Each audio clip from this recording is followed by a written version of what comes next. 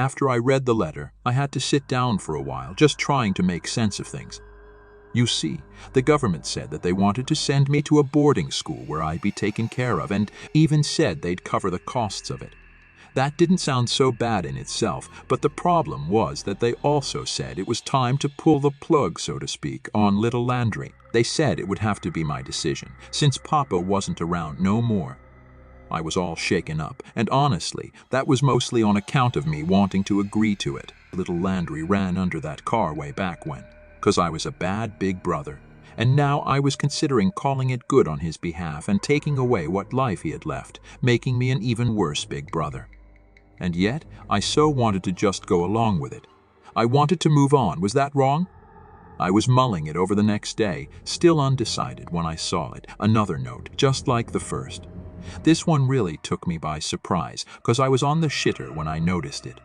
I reached over to grab some toilet paper, and it was right goddamn there, next to my face. The paper crackled, the air feeling strangely warm around it, as I peeled it off the wall. The writing was on the underside this time. Don't. I swear if I hadn't just shit, I would have shit myself. I cleaned up and got out of that bathroom as quick as I could, and I ran toward little Landry's room. He was laying there, same as always, except for his smile. It was that extra-wide smile again. I could have sworn. The sight of it made my hairs stand on end, and honestly, I lost it then. I shouted at little Landry. Cut the shit. I roared at him. Why won't you say anything or do anything? I screamed. He just laid there, same as goddang always. I kept shouting, and unsurprisingly, he didn't respond in any way. Damn, I'm losing it, I thought to myself after that. I grabbed our phone and called up the number from the government letter that same day. I told them I was good to go along with their plans for me and little Landry. I just had to get out of there.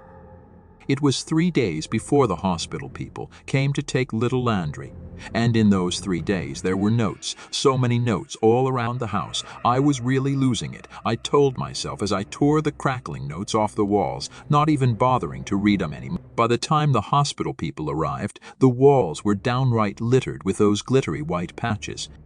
And then little Landry was gone. They placed him on a stretcher and took him away to be put down.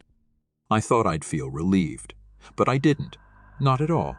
I sat on the front porch with my bags all packed for the entire rest of that day as I waited for my ride to pick me up and send me off to boarding school. I expected I'd be nervous going into boarding school. But man, I was so rattled after everything that happened back home that I had no energy for that. When I got to the school, all I could think about was getting to my room and going to bed. After having a tour of the school and meeting my teachers, I was allowed to go to my dorm room. I had the room to myself, which was a relief, because it meant I could go right to bed without being bothered. I didn't sleep good that night because I dreamt of little Landry, that awful smile of his, that crackling breathing, and those blank eyes. At one point I woke up, and there he was again, that fading image of him, as though he were slouched over top of me just a moment past.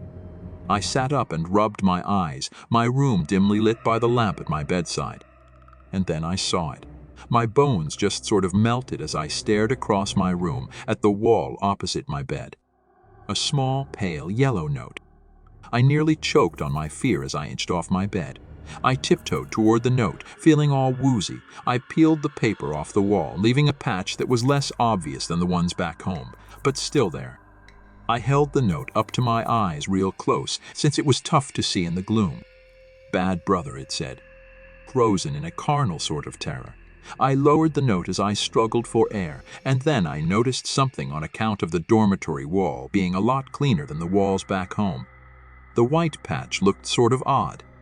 I leaned in close, real close, bringing myself right level with the patch.